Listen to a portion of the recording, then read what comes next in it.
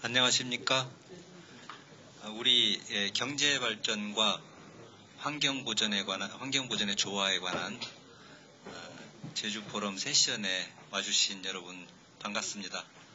저는 한국환경산업기술원의 김종환이라고 합니다. 반갑습니다.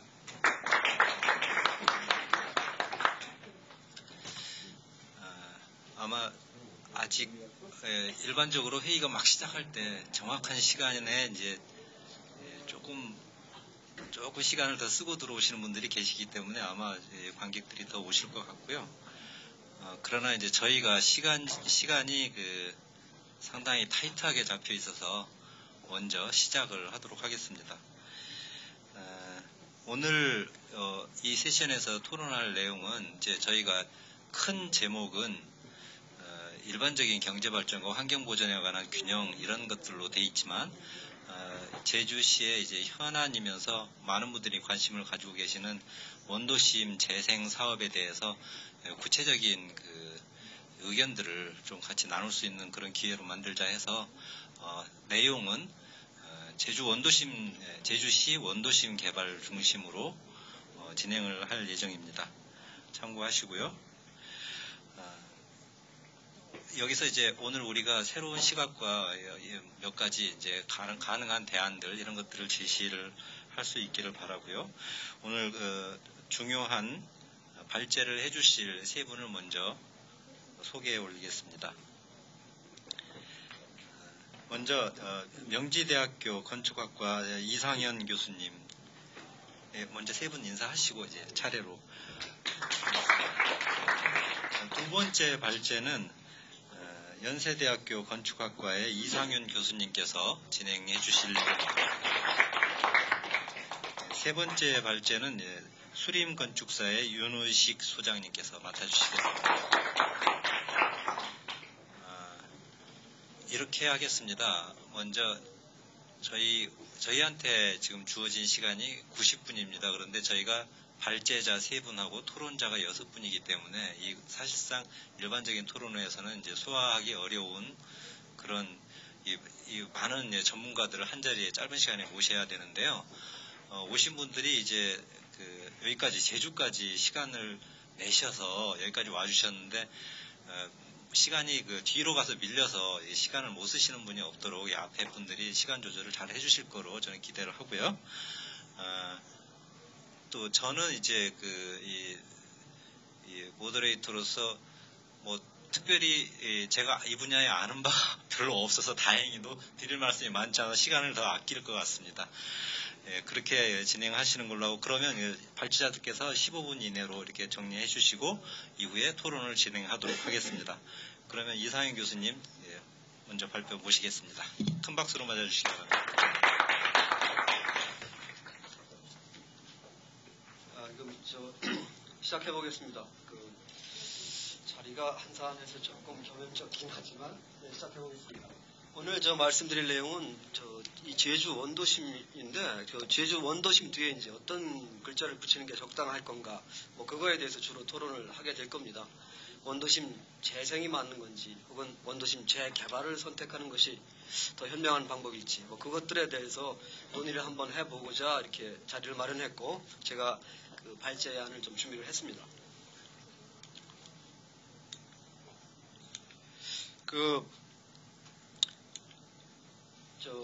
얘기는 이제 크게 두 덩어리로 나눠서 하겠습니다. 그러니까 첫 번째 부분에서는 소위 원도심 재생 혹은 원도심 재개발과 관련해서 기존에 이제 얘기되고 있는 사실들과 그 주장들에 대해서 우리가 이제 토론을 위해서 공유하는 그런 부분이 있고, 그 다음에 뒷부분은 이제 저희가 이 제주 원도심에 대해서 뭔가 하나를 제안을 던지고자 합니다. 그래서 이 두 가지인데 우선 이제 기존에 잘 알려진 사실들과 주장들에 대해서 한번 살펴보겠습니다. 이 사진은 부산입니다. 부산 원도심인데 여기가 이제 이렇게 상당히 낙후된 상태로 있죠. 그러니까 50년 전에는 여기가 부산의 가장 번화한 거리였었습니다. 그 40계단이라고 하는 그런 유명한 곳인데, 근데 지금 이제 부산에서 새로운 도심으로 떠오른 것은 이제 서면도 아니고 해운대죠, 해운대. 이 두 가지를 비교해 보면은 우리가 원도심에 대해서 관심을 가질 수밖에 없고 또 원도심에 대해서 뭔가를 할 수밖에 없다는 생각을 하게 됩니다. 근데 요게 이제 부산 지도인데 여기가 한 50년 전의 원도심, 여기가 한 30년, 20년 전의 원도심, 그 다음에 해운대로 어떤 도심이 이제 옮겨가고 있는 상황인데요. 이 원도심과 신도심의 문제는 사실 우리나라 지방 거의 모든 도시에서 벌어지고 있는 현상입니다. 이거는 인천인데 인천도 마찬가지죠. 원도심이 이렇게 있고 여기 신도심이 만들어져 있습니다. 이거는 전주죠. 전주. 이쪽이 원도심, 이쪽이 신도심 이렇게 만들어져 있습니다. 근데 신도심을 만들 때는 대략 한 5km에서 10km 사이에 이제 떨어진 곳에 만듭니다. 그게 교통수단을 이용했을 때 한 20분 정도 거리 이내가 되는 거죠. 그렇게 신도심을 만들어 왔는데, 이건 좀 특징적인 건 여긴 진주입니다. 진주. 여기가 원도심이고 신도심. 이거는 혁신도시입니다. 이 진주 같은 경우에는 이렇게 이 신도심 자체도 요거만 가지고도 인구가 과소한 도시 규모가 되는데 혁신도시까지 끼어가지고 더 이제 문제가 아마 커질 것 같습니다. 이게 예전에 주장했던 모든 혁신도시가 다 거의 이런 딜레마에 빠져 있다고 봐도 되겠죠. 근데 이렇게 신도심이라는 것들이 만들어지게 된 이유는 바로 이겁니다. 1970년대부터 여기까지 올 때까지 이렇게 상당히 인구가 폭발적으로 증가했죠. 60년대 인구 증가율이 3%였었는데 인구 증가율 3%라는 게 별거 아닌 것 같지만 이 복리의 힘이라는 게 대단하죠. 인구 증가율 3%면 23년이면 2배가 됩니다. 그리고 실제로 우리나라는 60년대에 2,500만이었다가 지금 이제 5천만이 됐죠. 근데 이제 점점 더 인구가 이제 앞으로는 감소할 텐데 그 당시에 60년부터 2000년 사이에 인구만 증가한 것뿐만 아니라 이렇게 이 소득도 많이 증가했습니다. 경제가 성장을 한 거죠. 인구가 증가하고 경제가 성장했다는 것 자체가 어떤 일로 이어지냐면은 이렇습니다. 우리가 이제 도시라는 건 결국은 주거, 그 다음에 산업활동, 그 다음에 상업활동, 뭐 이런 것들을 수용하는 공간을 이렇게 제공하는 건데, 이 주거만 놓고 보면은 이 사이에 이렇게 1인당 사용 면적이 9제곱미터에서 33제곱미터로 엄청나게 늘어났습니다. 그러니까 인구도 늘고 그 다음에 소득이 늘었기 때문에 그 소득을 이렇게 처분하는 활동 공간이 필요했던 거죠. 그래서 신도심이 필요할 수밖에 없었습니다. 그래서 신도심을 지방 거의 모든 도시에서 신도심을 건설을 했죠. 그래서 신도심과 구도심이 큰 문제를 일으키지 않고 한 30년 정도 제법 잘 굴러왔습니다. 그런데 이제 문제는 이제 이런 문제가 생기기 시작했죠. 이건 이제 청주입니다. 청주에 여기가 이제 원도심이고 요 뒤가 이제 신도심이라고 보시면 되는데 점점점 더 이 원도심은 낳고 쇠락해지고 그 다음에 신도심은 좀 더 사람들이 더 살기 좋은 뭐 그런 식으로 되어갑니다. 그러니까 어찌됐든 구도심이라는 게 신도심에 비해서 주거 환경도 열악하고 산업 활동도 저조하고 또 그리고 상업 활동도 또 미미해지는 뭐 그런 악순환이 이제 이렇게 많이 일어나고 있는 거죠. 근데 그 이유는 뭐 당연히 이런 이유 때문에 그렇습니다. 인구가 이제 감소하기 시작했다는 거죠.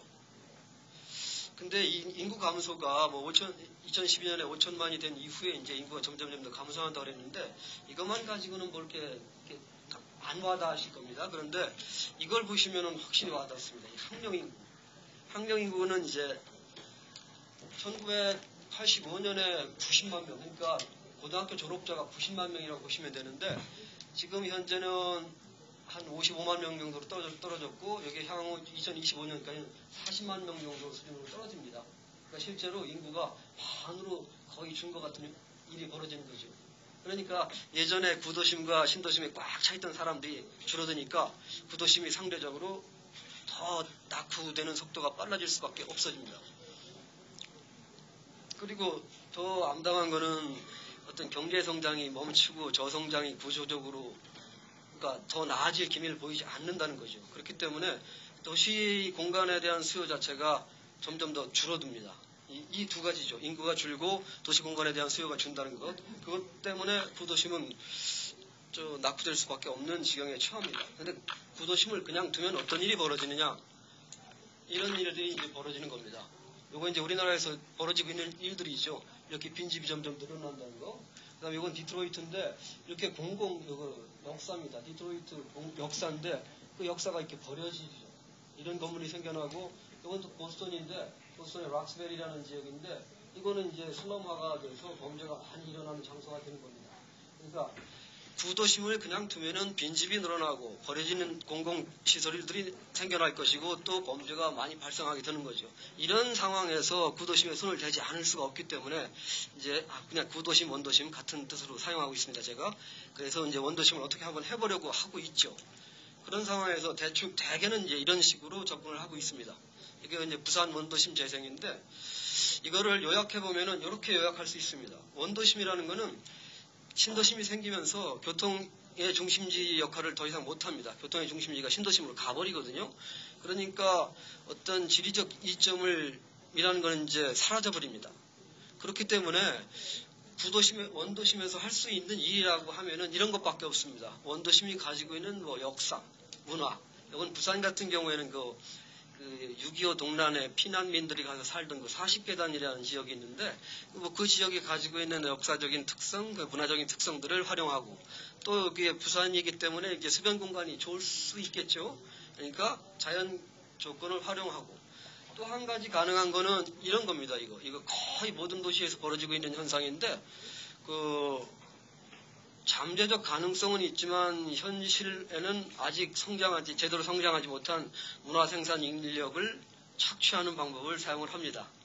그러니까 구도심에 약간 뭐 임대료가 싸다는 그 이점을 활용을 해서 그 문화를 생산해낼 수 있는 능력을 가지고 있는 젊은이들을 불러 모으는 거죠. 이게 전부입니다. 우리나라 전 지역에서 원도심 재생을 한다고 했을 때 접근하는 방법은 이거밖에 없습니다. 간단하게 요약해보자면은 역사와 문화를 활용하고 특별한 자연 경관을 활용하고 또 젊은 인재를 끌어들이는 방법 이거 이외에는 별다른 방법이 없습니다. 이게 전부입니다. 이게 인천도 마찬가지고요. 자 그러면은 이제 제주에 대해서 한번 말씀을 드려보겠습니다. 제주도 원도심이 쇠락해 가고 있다라고 보고 있죠. 아직까지 그 쇠락의 징후들은 나타났지만 쇠락이 본격적으로 진행되지는 않았습니다. 하지만 그냥 둔다면은 아마도 버려지는 집들도 늘어날 거고 또 어떤 슬럼화가 되면서 범죄가 많이 발생할 수도 있고 뭐 이런 상황이 될 겁니다. 그런 상황에서 이렇게 그 제주도에서도 제주 원도심을 재생하기 위해서 이러한 계획들을 하고 있습니다. 그런데 이 제주의 계획은 부산이나 인천이나 그 어느 지역과 뭐 크게 다르지는 않습니다. 단 한 가지 좀 차이가 있다면은 제주는 신항이라는 게 이제 새로운 조건이거든요. 그러니까 신항을 어떤 규모로 어떻게 개발할지 확정은 되지 않았지만 이제 신항이라는 것이 이제 변수이긴 하지만 그렇다고 해서 뭐 우리나라 다른 도시의 구도심과 크게 다를 바는 없을 것 같습니다. 그렇게 진행되고 있는데 중요한 건 이겁니다. 과연 제주 원도심을 흔히 하듯이 재생의 방향으로 갈 건가 재개발 방향으로 갈 건가 이걸 한번 선택을 해볼 수가 있다라는 생각을 해봤습니다. 그게 뭐냐면 재생이라는 거는 재생이 뭐고 재개발이 뭐냐 뭐 여러 가지 기준이 있겠지만 아주 간단하게 구분할 수 있는 거는 그 용량을 증가시킬 거냐 말 거냐입니다. 기존의 용량을 증가시키지 않은 상태에서 원도심의 변화를 가하겠다. 그러면 이제 재생이 되는 거고 용량을 증가시키면 재개발이 되는데 우리나라 도시에서 원도심 혹은 구도심 재생을 택한 즉 공간 용량을 늘리지 않은 이유는 그거는 여기가 가장 중요한 건데 적극적인 전략이 아니고 불가피한 선택인 거죠. 그거 이외에는 방법이 없었던 겁니다. 그런데 실제로 공간 용량을 증대할 수 있는 기회만 있다면 원도심을 재생의 방식이 아닌 재개발의 방식으로 개발해보는 것도 좋겠다라는 게 제 생각입니다. 그러면 제주 원도심을 용량을 팍 늘려가지고 재개발적으로 개념을 잡아간다고 했을 때 사람들을 도대체 어떻게 불러 모을 수 있겠느냐 이게 가장 중요한 거죠. 뭐 고층고밀도 개발하자고 했는데 거기까지 좋단 말입니다. 근데 실제로 거기에 어떤 사람들을 불러다가 그 사람들이 지속적으로 살 수 있게 해줄 것이냐 이 문제인데 그래서 이제 이런 것들을 살짝 제안을 해보는 겁니다. 제주 원도심을 기업 연구년 도시로 활용을 하는 겁니다. 이 기업 연구년 도시라는 거는 이렇게 어떤 제안이냐면은 그 기업들이 그 기업에서 뭐 상당 기간 봉사한 사람들한테 아주 거주 환경이 좋은데 누구나 다 살고 싶어 하는 데 가서 뭐 10년에 1년 정도 살 수 있게 해주는 겁니다. 그렇게 그런 방식으로 흔히 말하는 이제 제주도가 뭐 천혜의 자연 환경이 있고 또 이 그림을 볼 수 있으면 봤으면 좋겠는데 뭐 우리나라 기업뿐만 아니라 저건 중국의 30대 기업을 표시를 한 건데 중국의 30대 기업의 총 종업원 수가 172만 명 정도, 한 180만 명 정도가 됩니다. 근데 만약에 이 사람들한테 10년에 한 번씩 연구년을 주면서 어떤 특정한 도시에 가서 한번 살아봐라 라고 하면은 대략 매년 한 18만 명 정도가 그런 수요가 생기는 거죠. 그 중에서 최소한 1만 명 정도는 제주시에서 불러 유입시킬 수 있지 않겠느냐 그런 생각을 한번 해본 겁니다. 그래서 이걸 고밀도 초고층으로 한번 개발하는 안을 한번 만들어 봤습니다. 연구년 도시가 특별한 건 아니죠. 사실 안희정 지사가 경선 과정에서 모든 국민들에게 10년에 한 번씩 안식년을 주면 어떻겠느냐 뭐 그런 제안을 했었습니다. 근데 그런 제안이 터무니없는 공상처럼 들리지 않을 정도로 연구년이라는 것은 꼭 필요한 그리고 활용 가능한 방식이라고 생각할 수 있을 것 같습니다. 그래서 이 1만 명의 우수한 기업 인력을 끌어들여서 상주하면서 살 수 있는 도시를 한번 제안해 봤습니다. 이거 동영상 한번 보시죠.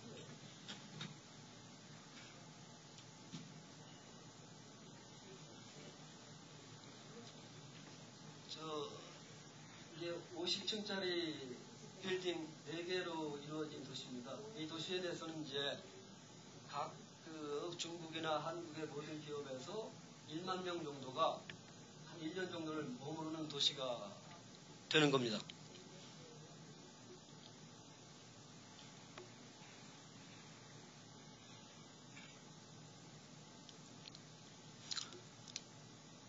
중간중간에 요게 이제 기업들이 연구년 도시를 운영하면서 기업들이 자기 신제품을 이렇게 소개하는 공간도 있고 그 다음에 자기네들이 개발한 신제품들을 테스트해보는 테스트베드로서 역할도 하도록 이렇게 만들고 있는 겁니다.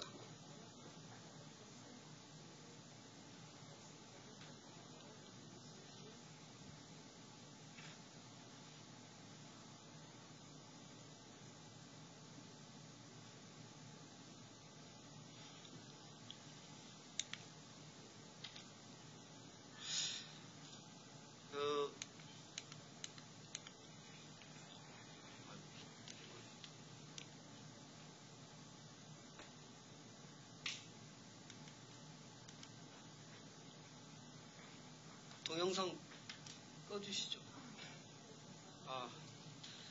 기업 연구년 도시를 간단하게 설명드리겠습니다.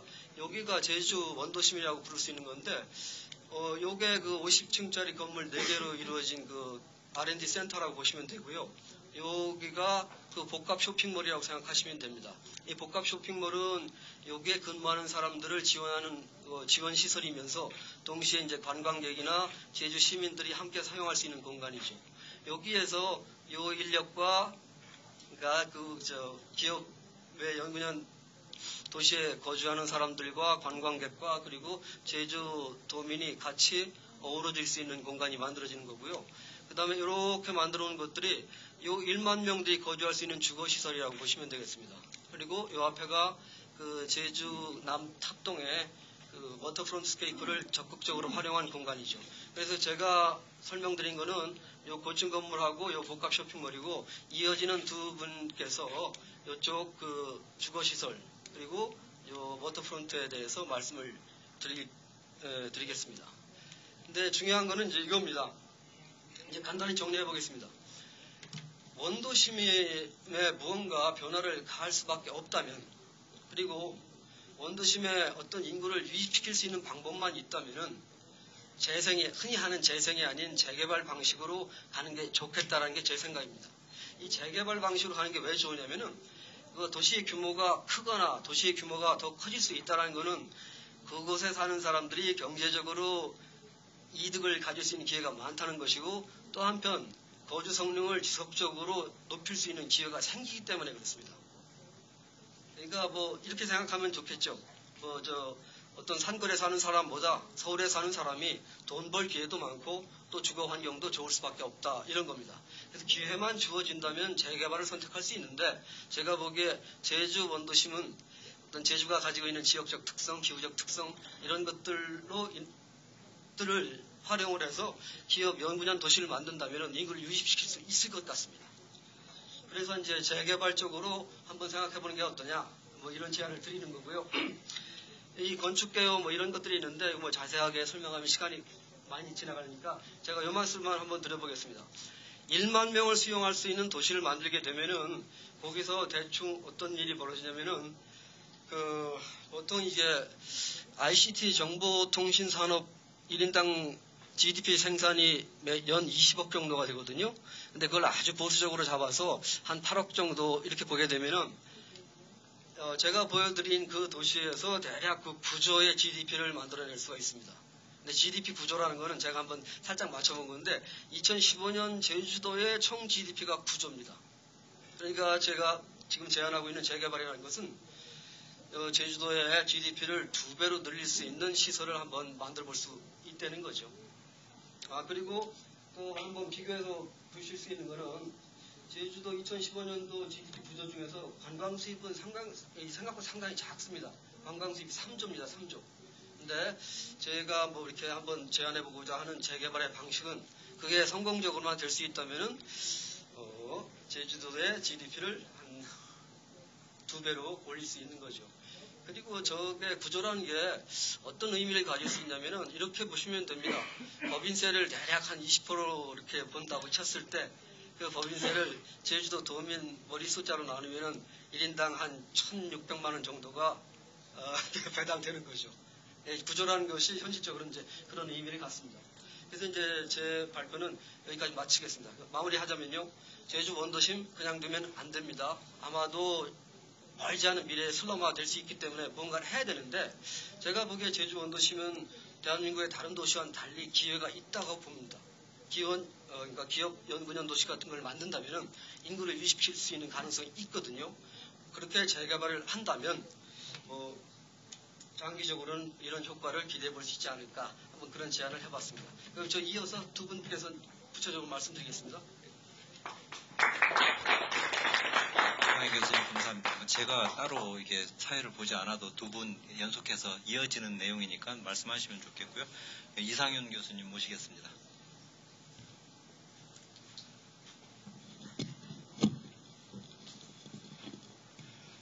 제가 넘기는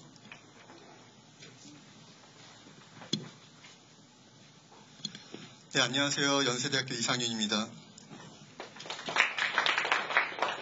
앞에 발표하신 교수님 내용을 이어받아서 제가 바톤을 이어받은 거라고 생각하시면 되겠습니다.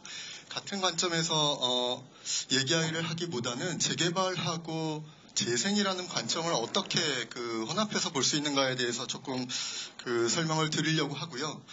발표에 앞서서 사실 앞에 발표자 교수님께서 처음에 제안을 하셨을 때 이러이러한 아이디어로 재개발 의견을 주셨어요. 근데 저는 동의하지 않았었습니다. 개인적으로. 동의하지 않았지만 한 배를 타고 있었을 때 그거를 이해하는 입장에서 굉장히 교수님의 뇌 속으로 들어가고 싶었어요. 그래서 열심히 들어가 보고 열심히 제주도 원도심을 보다 보니까 괜찮은 아이디어 같더라고요. 근데 물론 지금 처음 이 제안을 보시는 분들은 많은 거부감들이 있으실 것 같습니다. 저도 초반에 그랬고요. 그렇지만 이 많은 어떤 굉장히 프로그레시브한 이런 개발 이전에는 거의 90% 이상의 반대 세력에 접하게 되는 건 당연하다고 생각하고, 그 개발이 된 이후에 어떤 가치관, 어떤 개발 방식에 대한 논의를 해볼 수 있지 않을까, 그런 생각을 하고, 제목은 제가 원도심 개발과 보존의 균형이라고 일반적으로 지었는데요. 사실은 굉장히 많은 제목들을 생각에 머릿속에 두고 이 프레젠테이션을 만들었습니다. 재생이라는 얘기, 재개발이라는 얘기 다 좋고, 그거를 건축, 계획, 설계를 가르치고 있는 관점에서 제가 어떤 식으로 이 원도심 개발을 볼 수 있을까 초점을 맞췄습니다. 그러다 보니까 그 원도심 도시 기능을 회복하는 데 있어서 이 개발 형태, 패턴들을 어떤 관점에서 이야기하면 좋을까 좀 설득력을 가지는 방식으로 이야기를 해보려고 하는데요. 한번 시작해 보도록 하겠습니다. 제주도고요. 많은 이 좋은 키워드들을 가지고 제주도의 어떤 2025년이라는 미래를 믿고 있습니다. 고도 관리 계획을 제가 제일 먼저 찾았는데요. 이 이야기는 어떻게 보면 해변을 끼고 있는 이런 섬이나 도시들에서는 이와 같은 고도 관리 계획을 갖지 않을 수가 없는 거죠. 근데 재밌는 거는 사실 이 다와 라라고 되어 있는 부분들은 굉장히 완화될 수 있는 요지들이 많이 있는 지역들입니다. 보시면 아시겠지만 똑같습니다. 다와 라의 그냥 고도 계획, 관리 계획은 정말 똑같이 되어 있습니다. 이런 점들을 좀 유의있게 볼 수 있는 상황이었고요. 이거를 동심원 구조라고 볼 수 있을 거고요. 그러면은 이 해안가 부분과 이 안쪽으로 내륙 쪽으로 들어가면서 개발 방식이 어떻게 변할 수 있는지에 대한 얘기를 해볼 수 있겠죠. 근데 이 해안가를 중심으로 개발 방식이 시작할 수밖에 없는 거는 이 해안가로 갈수록 지가가 높을 수밖에 없는 어떤 그 근본적인 어떤 땅이 가지고 있는 특징이라고 볼 수 있겠고요. 그래서 이 개발 여건과 이용성 그리고 이 유형들을 분석하는 자료들이 굉장히 많이 나와 있고 그중에 잘 정리되어 있는 게 제주 미래 비전 보고서에서 찾을 수 있었고요. 그런 것들이 해안가를 가면서 굉장히 많은 어떤 그 패턴들이 보이게 됩니다. 그럼 여기에 따라서 이 각각의 색깔들이 다양한 방식으로 개발이 되게 되죠. 근데 제주도의 어떤 하나의 특징 중에 하나는요. 그 해안가 발전도 중요하지만 녹지축과 하천축이라는 게 이 한라산 방향을 통해 가지고 아니면 한라산에서 시작해서 이 바닷가로 이렇게 연결되어 있는 라인들이 굉장히 많다는 점을 특징으로 볼 수 있겠고요. 그러면서 많은 부분들이 도시 계획으로 이미 차지하고 있지만 그럼에도 불구하고 생태 녹지축과 생태 하천축들이 여전히 많이 존재하고 있습니다. 해동지도를 보시면은 지금의 이전에 보여드렸던 그런 방식하고 굉장히 많은 유사점들이 있고요. 이런 패턴들이 보이고 있고 그리고 대동여 지도를 봤을 때 이러한 라인들이 굉장히 강하게 드러나고 있습니다. 이런 방법들이 사실 고도차를 반영한 지역의 특수성을 고려했다라고 볼 수 있지만 하나의 어떤 선형 구조로서의 도시 발전 방향을 또 제안할 수도 있겠다. 이렇게 봤겠고요. 동심원 구조하고 선형 구조를 한번 두 개를 오버레이 시켜봤는데요. 그러면서 고도, 경관, 하천축, 녹지축 이런 것들이 도시 공간 구조의 어떠한 패턴으로 자리 잡는지 이거를 한번 바라보게 됐었습니다. 근데 일반적으로 해안가 발전이라는 거는 개발 방식이라는 거는 교과서적으로는 해안가가 있으면 거기에 공원들이 있고 점점점 건물들이 높아지는 것들이 사실은 일반적인 패턴입니다. 그리고 이게 가장 자연 보전 지역으로서 이거를 개발하는 방식으로서의 지침이라고 이야기를 하고 있죠. 그런 방식들이 이와 같은 단면으로 보면은 이와 같은 패턴들로 나타나고 있고요. 저는 요즘의 도시 해안가 그 개발 방식은 이거를 180도 돌려놓은 방식이라고 볼 수 있을 것 같다는 생각이 들었습니다. 그리고 실제로 그런 패턴들이 보이고 있고요. 그러니까 해안가로 갈수록 어떤 그 건물들이 높은 유형으로 나타나고 있고 그 안쪽으로 들어가면서 개발이 좀 더디게 일어나는 그런 패턴들을 보이고 있다고 보는데요. 대표적인 예들을 이렇게 예로 제가 사진을 좀 모아봤는데요. 이거 같은 경우에는 정말 제가 말씀드린 대로 어떤 도시적인 패턴이 그렇게 역전되는 상황을 보이니까 이 어떤 일정한 기간 동안에 해안가에는 그림자가 이렇게 들어줄 수밖에 없는 이런 상황들을 보이고 있습니다. 이거 같은 경우는 영국의 리버풀의 방식, 그 워터프론트 얼버나이제이션을 한다고 하면서 개발 방식들을 이렇게 보이고 있고요. 그리고 두바이, 많이들 아시겠지만 두바이 방식이라든지 아니면 시애틀, 보스턴도 마찬가지고요. 밴쿠버도 마찬가지입니다. 근데 이와 더불어서 아까 말씀드렸듯이 경관축이라는 거, 그러니까 이 축을 통해 가지고 하천, 녹지축을 가지고 이 사이 공간을 이용해서 경관축이라고 하는 것들을 제주도에선 놓칠 수 없는 부분이거든요. 올레길, 저 개인적으로 너무 좋아하고 올레길 뭐 걸어다니는 거 굉장히 즐기고 있습니다. 근데 올레길 이 안쪽으로는 사실 어떻게 보면 단절이라고 하는 그런 키워드들이 존재하고 있는 거고요. 이런 것들을 어떻게 통경축이라는 부분하고 연결시킬 수 있을까가 중요한 관점이라고 본다면은 여러 가지 뷰에서 이 길들을 통해 가지고 강이나 바다나 이런 그 비주얼하게 연결시켜주는, 오픈시켜주는 것들이 제주도에서도 많은 어떤 그 가능성을 지고 있는 게 아닌가. 라고 보고 이것도 어떤 그 미국에서 제안한 도시 디자인 마스터 플랜 중에 하나의 예입니다. 그래서 그런 반복에서 이렇게 가리워진 높은 어떤 건물들로 가리워진 해안가 개발보다는 이거를 90도 각도로 돌려서 이 선형축, 그러니까 여기가 바다고 이쪽이 그 내륙 쪽으로 들어가는 거죠. 그럼 이렇게 다양한 방식의 어떤 띠 구조로 가져가는 방식이면은 어떨까? 그렇다면 이 길이라는 것, 열리는 길이라는 것들은 굉장히 여러 가지 패턴들이 나타날 수 있겠습니다. 뭐 양방향 교통로도 나오겠고, 일방통행도 나타나겠고, 보행 전용길도 나타나겠고, 어떤 복합 용도로서 가능성이 있겠고요. 그러면서 이 바닷가 변은 공공의 성격으로 보존해 주자는 거죠. 그거를 조금 더 우리 사이트로 들어가가지고 보자면요. 지금 여기가 저희가 제안하고 있는 땅입니다. 근데 여기서 굉장히 주의 있게 봐야 될 부분은 도시 개발의 어떤 거점 역할을 하는, 랜드마크 역할을 하는 그 공항이 있고 항만이 있습니다. 신항만 계획이 있고요. 그런데 이 두 개를 연결하는 굉장히 강한 어떤 그 축을 형성하고 있고 그 중앙에 위치하고 있죠. 사실 어떻게 보면 이 두 가지가 굉장한 텐션을 가지고 있는데 이거의 중간 지점으로서 이 두 개를 어떻게 잘 연결시켜줘야 되느냐 하는 또 다른 어떤 중요한 이슈를 가지고 있게 됩니다. 근데 그런 부분에서 사실 이 축이라는 것들을 한번 라인들, 기존에 있는 길들을 이용해서 한번 연결해 봤습니다. 그러면서 지금 초록색들 보시면 아시겠지만 이 라인들이 쭉 연결되면서 그 사이 공간들이 어떤 패턴으로 개발이 되고 어떤 패턴으로 존재하는지를 보면서 이러한 다양한 색깔들이 가지고 있는 다양한 축들을 가지는 이 방법들이 어떻게 보면 우리가 생각해야 되는 개발 방식의 가장 중요한 키워드를 가지고 있지 않나 그렇게 봤고요. 이렇게 본다면 수변과 경관축 그리고 하천을 따라 가지고 또 어떤 문화 콘텐츠까지 제안할 수 있는 그런 방법. 그리고 아까 말씀드린 대로 공항과 신항만을 연결하는 어떤 중간 허브 역할로서 어떻게 자리 잡을 수 있는지에 대한. 그래서 단순하게 어떻게 보면 이런 그 마스터 플랜을 조금 계획해 봤는데요.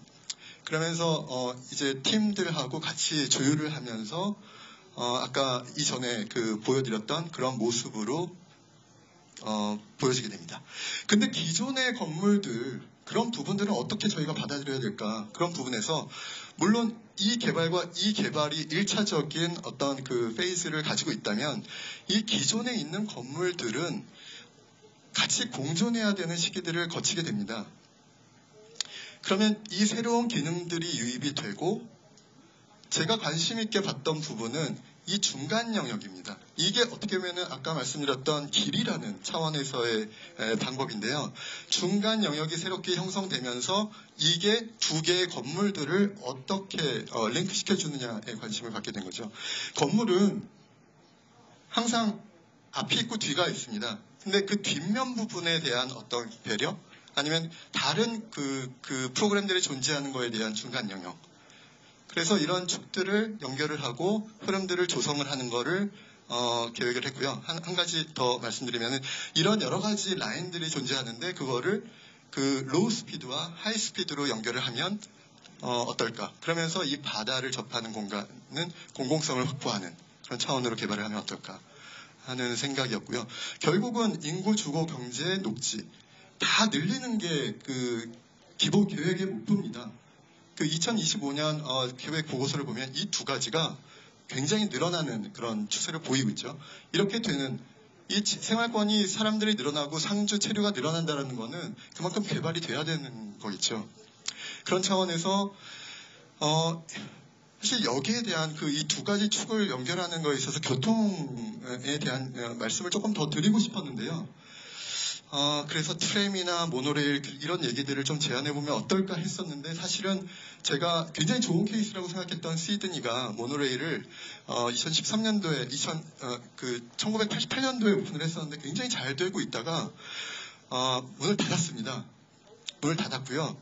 그리고 얼마 전에 나온 그 뉴스를 보니까 의정부 경전철 뭐 이런 비판 그리고 트램 경쟁 전쟁이라는 거 이런 게 그 어떤 지자체에서 그 하고 있는 거에 대한 어떤 그 좀 우려의 목소리들 그런 것들이 늘어나고 있고 그리고 많은 지자체들이 모노레일이라든지 트램이라든지 이런 것들을 많이 하고 있으나 실질적으로 가장 잘못 개선하고 있는 부분들은 그 인구 유입이 된다라는 가정을 가지고 추진하고 있지만 사실은 실제로 그렇게 되지 않은 상황에서 벌어지는 문제점들이라는 부분을 짚고 싶고요.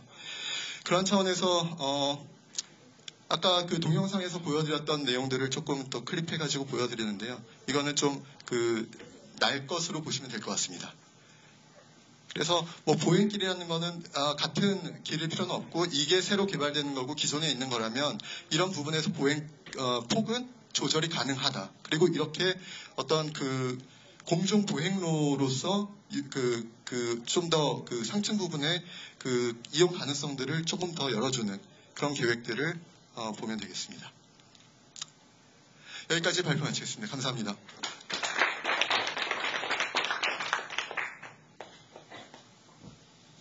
예, 제 것 열어주시죠.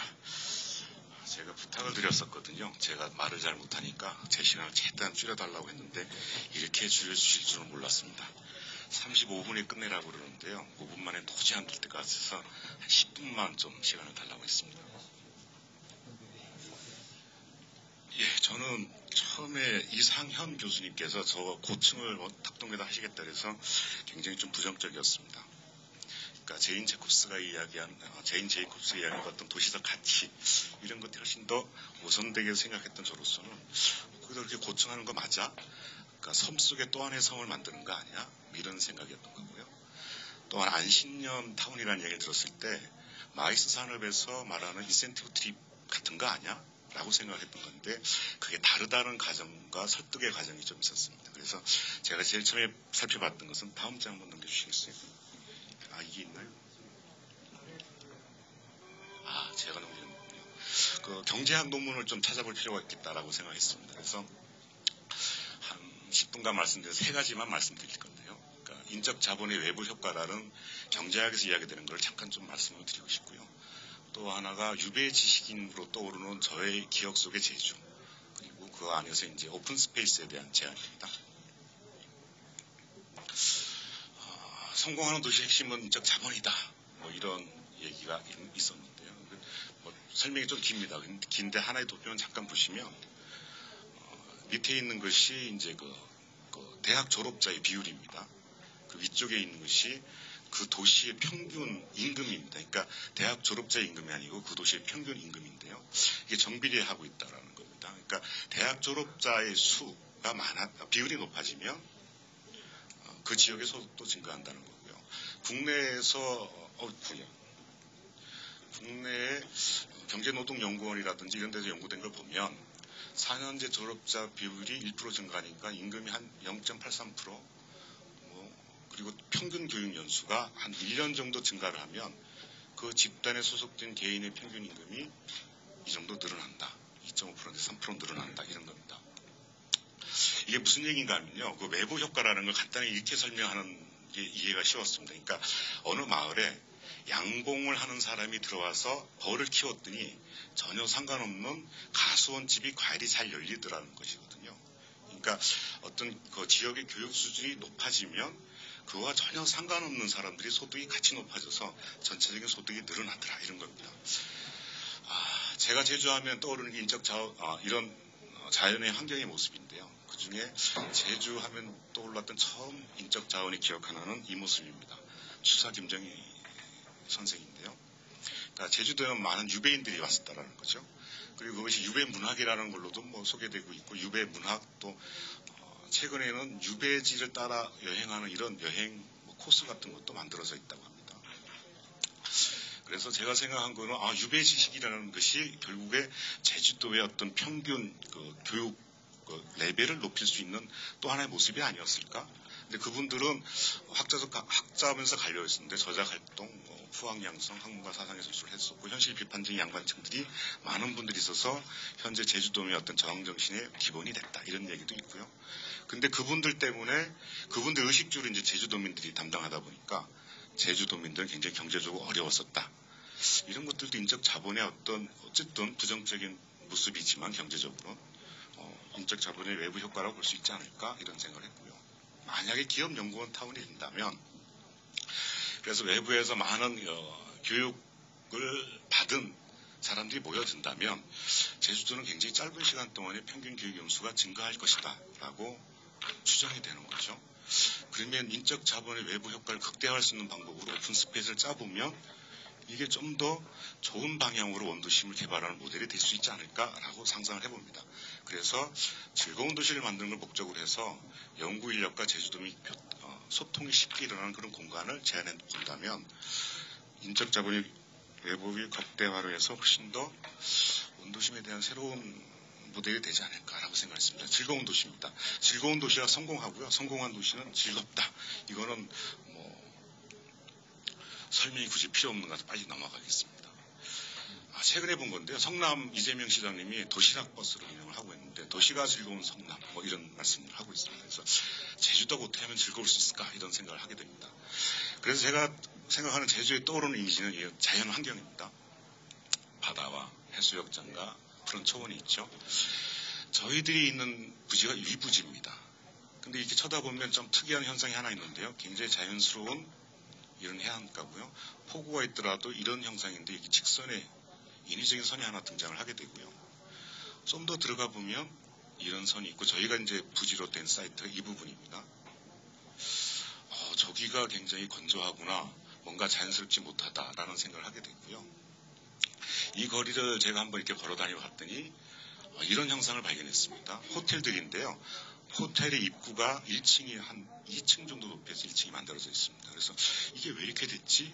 하고서 이게 쭉 연역을 찾다 보니까요. 과거의 해안가가 이제 이쪽이었다라는 거죠. 그래서 이쪽에 해변 도로가 있었고 호텔이 존재하다 보니까 1층 로비를 2층 높이로 해서 바다를 내려다보는 위치에 1층 레벨로 진입 로비를 만들었던 겁니다. 그렇다면 이 부분은 이미 이제 훼손이 돼버렸고요. 자연의 경관을 다 잃어버렸다 이런 겁니다. 그래서 제가 가서 봤더니 이렇게 돼 있습니다. 해안가인데 굉장히 한 3m 이상의 레벨이 돼 있고요. 여기 탑동 자연재 위험 개선 지구라고 해서 위험한 공간이 돼 있습니다. 그래서 알아봤더니 월파의 문제라든지 기타 등 바람의 문제 등등으로 해서 이게 오히려 바다와 접근되어 있는 물놀이적 요소라든지 우리가 제주도 하면 느꼈던 그런 천연의 바다는 사라져 버렸다는 거죠. 우리가 갖고 있는 그 탑동 강제 그 현재가 그런 상황이다. 그렇다면 그곳은 결코 즐거운 도시가 될 수 없겠다. 이런 생각을 했던 거고요. 아까 그 사실 잠깐 놓친 게 있었는데 제주도는 천혜의 자연이 많다고 생각했는데 원도심에서는 녹지공간이나 오픈스페이스가 굉장히 적더라. 그래서 원도심에 부족한 녹지공간과 오픈스페이스를 제공하겠다. 그리고 제주의 풍광을 도시공간으로 재해석해서 즐거운 도시를 만들어 보면 제안을 하면 어떨까 이런 상상을 하게 됐습니다. 한 5분 남았나요? 이제 좀 말을 천천히 하겠습니다. 이제 좀 호흡을 가다듬고요. 제가 제주하면서 떠올랐던 게 오름이라는 곳입니다. 아마 가보신 분들은 제주의 특징 중에 하나다라고 생각하실 텐데요.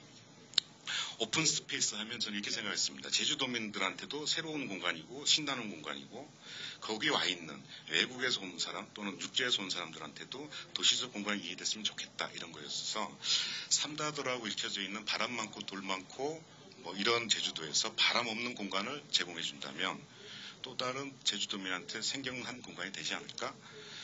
그리고 그곳이 바람이라는 것이 광장이라는 것들이 만들어지는데 어떤 제한적 요소를 없애는 방법으로서 오름의 높인 분지를 생각했습니다. 오름 올라가 보신 분들은 아실 텐데요.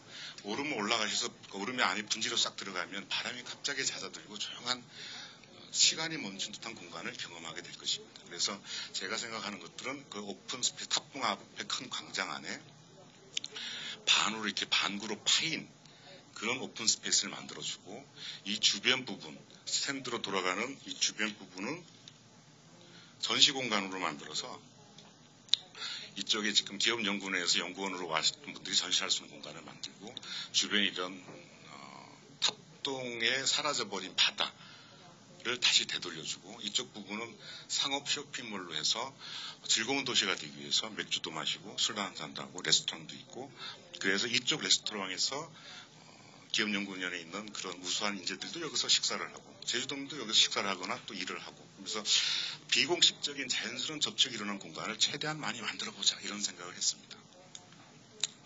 이게 이제 나름대로 생각한 오름에 오목한 페인 분지형의 광장입니다.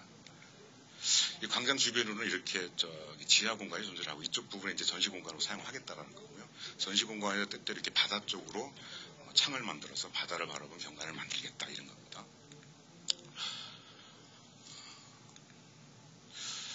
제주 오름의 형상을 띄고서 이렇게 바다를 내려다볼 수 있는 언덕을 만들어주고요. 이거는 제가 인상 깊게 봤던 황우지라는 곳인데요.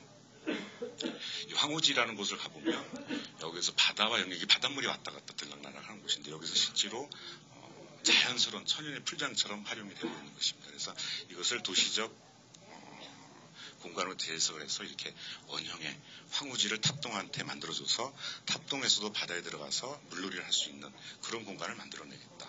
이런 상상을 해보는 겁니다. 그래서 여기는 바다고요. 이 바닥 부분은 이제 인위적으로 깊이를 50cm에서 2.5m 정도 깊이로 해서 바닷물이 유입되면서 탑동의 가게 바다에서 놀았던 기억을 재현시켜내고 즐거운 도시로 만드는 한 요소 삼겠다 이런 생각입니다. 그러면서 워터프론트에서의 어떤 경관의 한 요소로 삼겠다. 요 중간중간에 있는 애들이 이제 원형의 공간에 전시 공간을 돌다가 바다를 내다보거나 휴게 공간을 하거나 이러면서 전시 공간과 연결되어 있는 외부 창들입니다. 이제 이 부분이 이제 항우지를 재해석한 공간이고 이 부분이 이제 오픈 스페이스. 그래서 바람 없는 광장이라고 한다면 그것과 연관시켜서 이 부분이 레스토랑이 존재하는 것들이고요. 이 부분들은 이렇게 지하로 연결해서 다 연결되어 있다 이렇게 생각하시면 됩니다. 이 상업 공간몰들도 어떻게 생각했냐면 전시장, 신제품 전시장, 레스토랑들이 모여 있는데 이런 것들이 필로티 구조로 해서 스폰지 형태로 어느 면에서도 진입이 가능하고 다 열려 있는 공간을 만들어서 뭐 이런 거죠. 내가 어떤 사람을 사업적 목적으로서 만나는 게 아니고 그저 놀러 갔는데 옆에서 이야기하는 걸 엿들으면서 아이디어를 얻게 되고 이런 비공식적인 접촉 공간을 많이 만들어내자 이런 생각을 했습니다. 이 정도가 제가 말씀드리는 것이 다고요. 동영상 틀어주시면 시간이 딱 맞을 것 같습니다. 그래서 제가 생각한 것들은 이것이 지금 이런 고층이라는 것이 야 이게 말이 돼? 라고 생각을 했던 이상현 교수님의 첫 번째 제안에서 기업 연구년 타운이라는 걸로 해서 외부에서 인적 자원이 유입된다면 그렇다면 그렇게 하이라이즈 올라가고 나머지 비어있는 오픈 스페이스를 제주도민과 외부인들이 만나는 방법.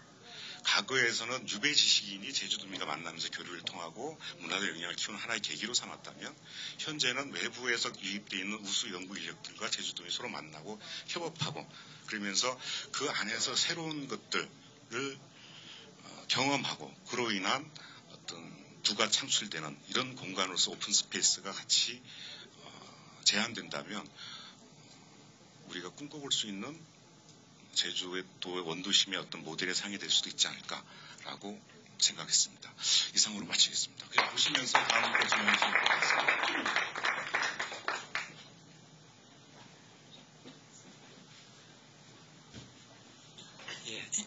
이상현 교수님, 이상윤 교수님, 윤은식 소장님 발제 감사합니다.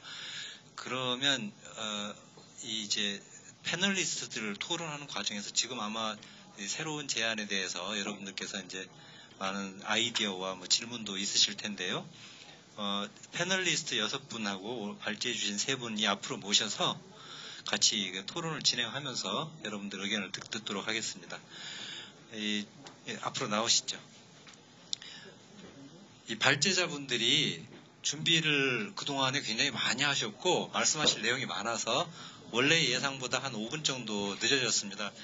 예, 패널 여러분께서는 이제 그 점을 좀 감안하셔가지고 1인당 30초 내지 1분씩 원래 생각하신 거를 갖다 조금 더 요약을 해주시면 도움이 되겠습니다.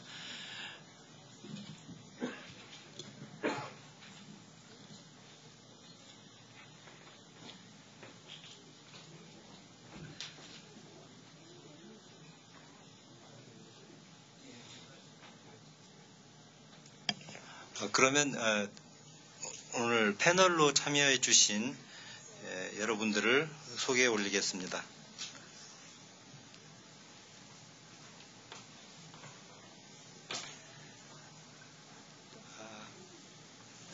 지금 이재훈 교수님부터 말씀드리겠습니다. 이재훈 교수님께서는 단국대학교 건축학과 교수시고요. 한국건축대학장협의회 회장을 역임하셨고 한국건축설계 교수회 회장도 역임하셨습니다. 모시겠습니다.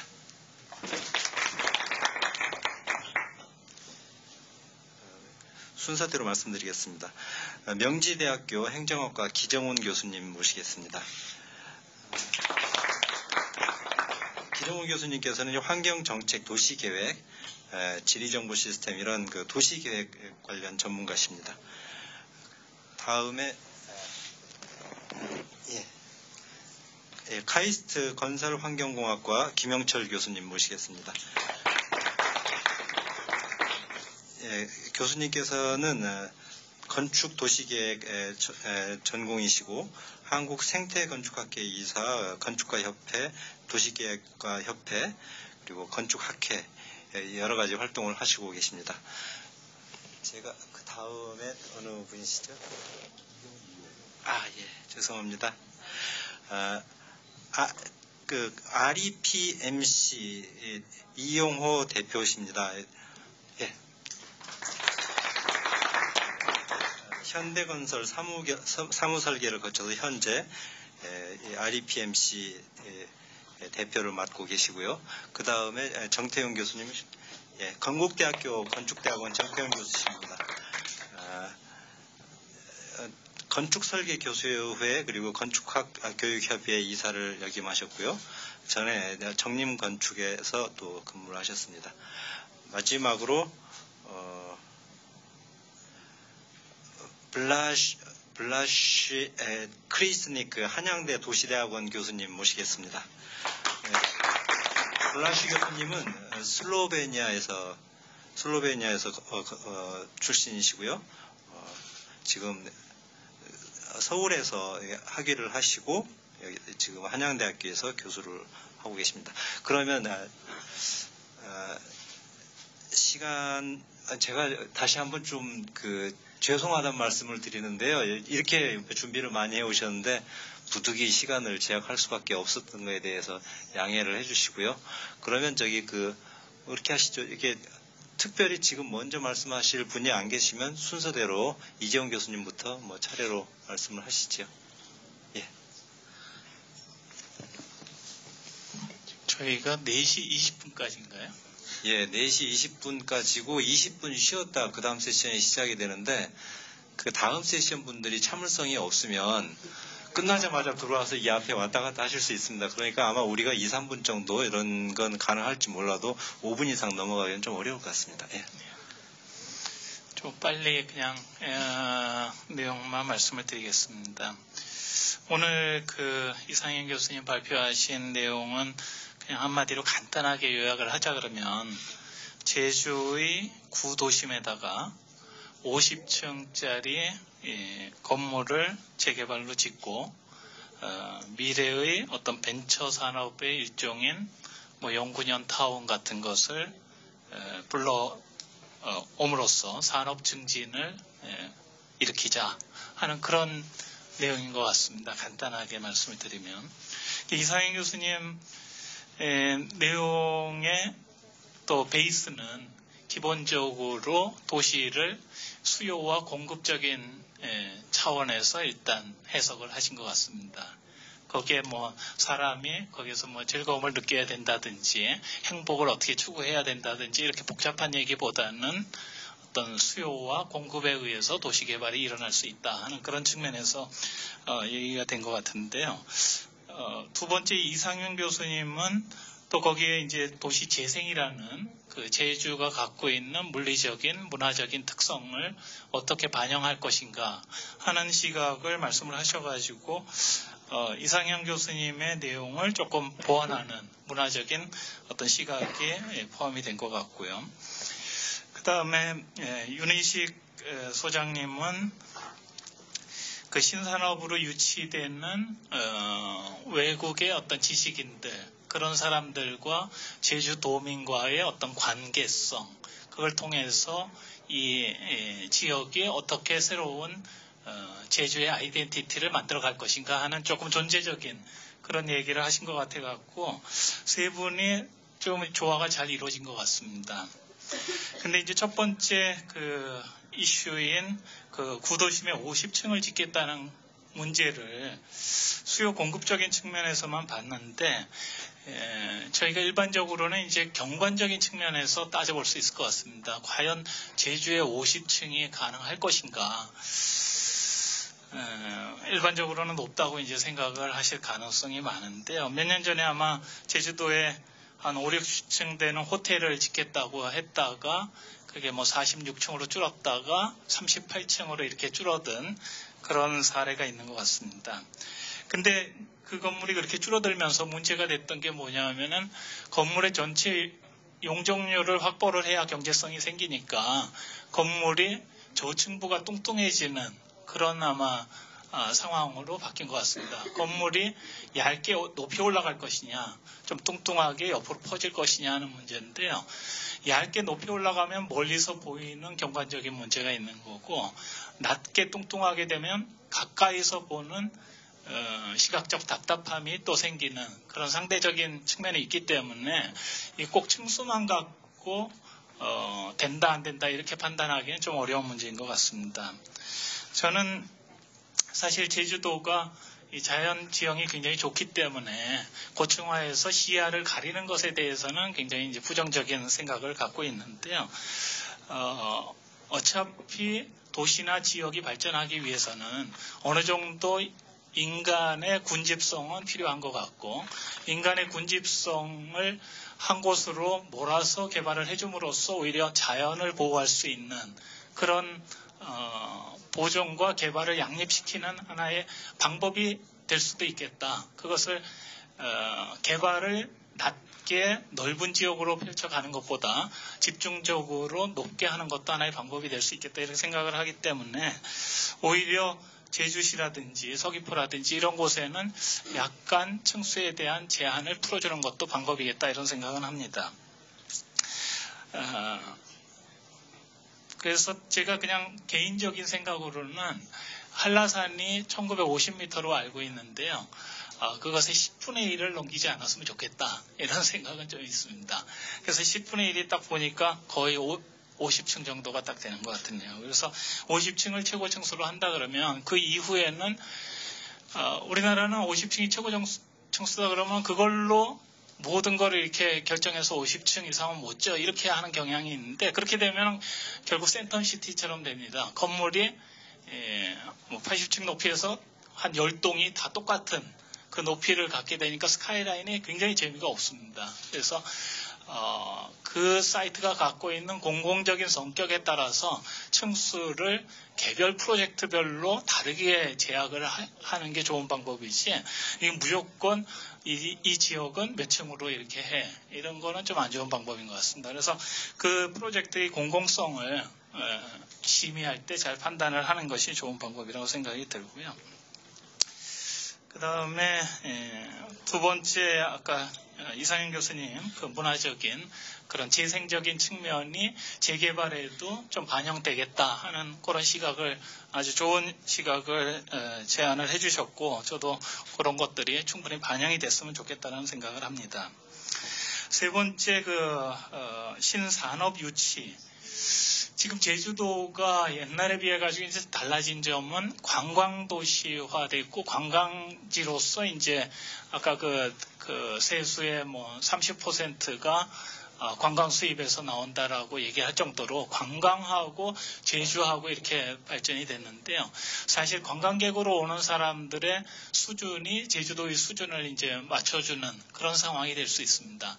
손님이 한두 명 올 때는 제주도민이 주인의식을 갖고 손님을 이렇게 맞이하면 되는데 손님이 너무 많이 오면 이제 호텔식이 되고 호텔식이 되면은 결국 그 호텔을 이용하는 사람들이 그 호텔의 분위기를 만드는 거다 이렇게 생각이 듭니다. 그래서 관광이라는 걸로 제주도의 성격을 여태까지 이제 만들어 왔는데 여기에서 어떤 산업이라는 것으로 그것도 지적, 미래적 벤처일 수 있는 연구년 도시라는 그런 아주 재미난 어떤 개념으로 새로운 도시 산업을 만들어낼 수 있고 거기에서 인원이 확충될 수 있다면 제주도의 어떤 아이덴티티가 새롭게 또 디벨롭할 수 있는 그런 좋은 기회가 될 수 있지 않을까 그렇게 생각합니다.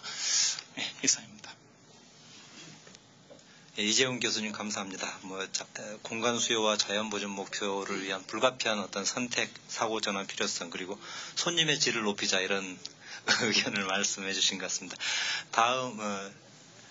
다음 기정훈 교수님 말씀 부탁드립니다. 저는 간단하게 하겠습니다. 기존에 이렇게 요즘 나오고 있는 최근의 재개발 방식하고는 좀 틀린 것 같다는 생각이 들었습니다. 요즘은 도시 재생이라고 해가지고 주민들을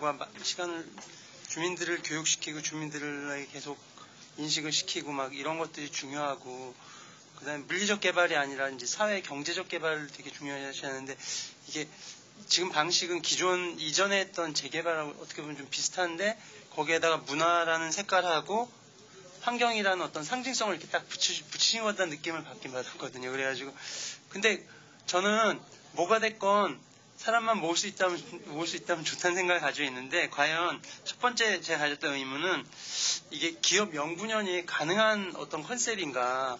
이게 근본적으로 연구년이라고 그러면은 대학이나 아니면 연구소 같이 연구기관들이 갖는 건데 그거를 굳이 왜 기업에다 물론 기업이 더 좋을 수도 있지만 왜 기업에다 하셨는지 아니면 이거 기업의 연구소를 타겟으로 하신 건지 아니면 왜 중국의 기업들 보니까 또 연구소만 하는 것 같진 않은데 과연 이게 가능성이 있는 건지부터 생각을 해봤으면 좋겠고요. 그 다음에 또 하나는 이게 전체적인 그림은 그려졌는데 이게 왜 아까 이재용 교수님 말씀한 왜 50층이고 왜 쌍둥이로 들어가고 어떤 그런 컨셉이나 상징성에 대한 설명이 없었다는 생각이 들어가지고 이게 도대체 제주도 또는 서귀포라는 정체성하고 뭐가 맞는 거지란 왜 그런 처음 아주 근본적인 문제 또는 제주도라는 그런 섬이 그 도시가 그 제주도 하는 어떤 미션하고 어떤 관계가 있는 건지에 대해서가 있으면 더 좋을 것 같다는 생각이 들었습니다. 그리고 이제 또 윤 소장님이 해주신 것 중에 왜 아이디어가 혼합이 되고 막 이런 것들이 있었는데 이게 사실은 이제 도시화 경제라든지 또 왜 암묵적 지식 뭐 이런 것들은 얘기해 주신 것 같더라고요. 근데 그런 것들이 구체적으로 일어나기 위한 어떤 전략이 있어야 되지 않나라는 생각이 들었고 그 아까 연구년을 굳이 기업에다만 하지 마시고 대학이나 연구소들까지도 하는 어떤 연구년 제도, 연구년 그런 도시로 만들면은 더 많은 인구, 어차피 인구를 끌어들이는 게 이 프로젝트의 성공의 관건일 것 같은데 그게 그렇게 되면 좋지 않겠나라는 생각이 좀 들더라고요. 그래서 전략과 홍보가 충분히 있다, 그러니까 효과적으로 이루어진다면은 굉장히 가능성은 높다고 저는 생각하고 있습니다. 이상입니다. 기정훈 교수님 감사합니다.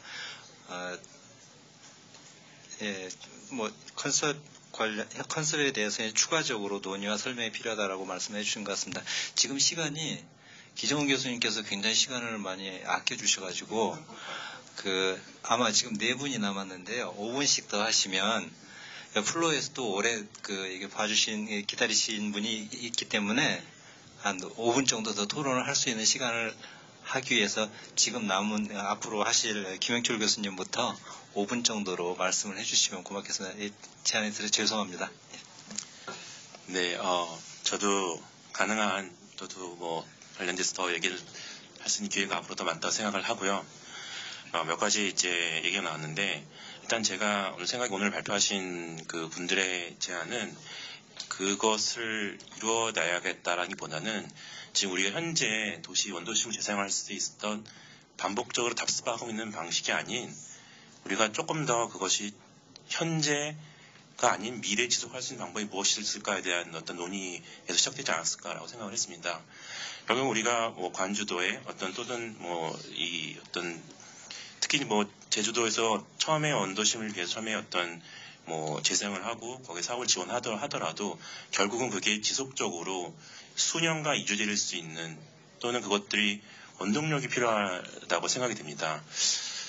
그랬을 때 저런 시설이 들어온다든지 아니면 저런 걸 바탕으로 또 다른 어떤 산업이 이루어질 수 있다면은 그것이 50층이 될 수 있고 아니면 또 다른 어떤 주거타운, 상업도시일 수도 있지만 과연 우리가 지금 현재 어떤 재생 사업으로 그것들이 10년, 15년, 20년 그 후로까지 정말 지속할 수 있는 방법이 있을지는 다시 한번 우리가 생각해봐야지 않을까라는 생각이 됐고 어떻게 보면 우리가 기존의 것만 아닌 정말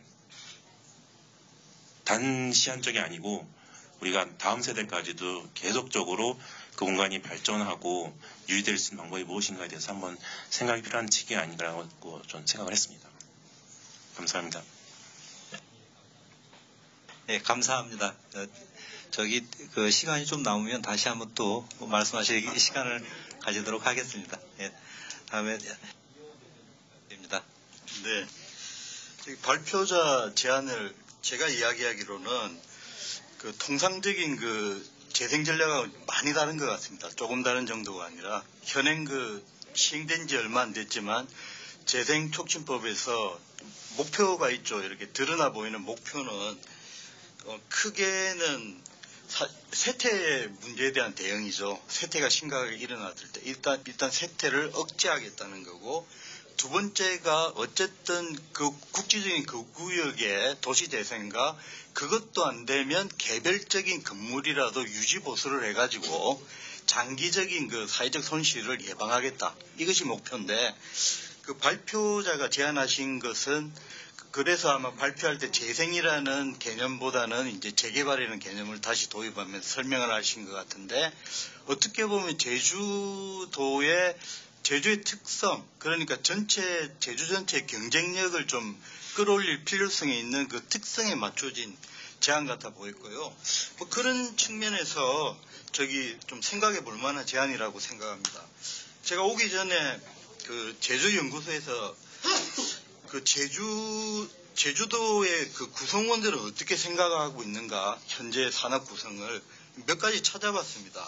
그러니까 1차와 3차 산업의 중심이라는 것을 분명히 문제로 인식하고 있는 것 같고요. 그리고 특히 3차 산업도 대부분 아주 특정하게 부동산, 임대, 음식, 숙박 등 어떻게 보면 굉장히 고전적인 3차 산업이죠. 여기에 집중되어 있고 고부가가치의 주로 2차 산업에 대한 지원 역할을 하는 3차 산업은 굉장히 적다. 그런 인식을 가지고 있는 것 같아요.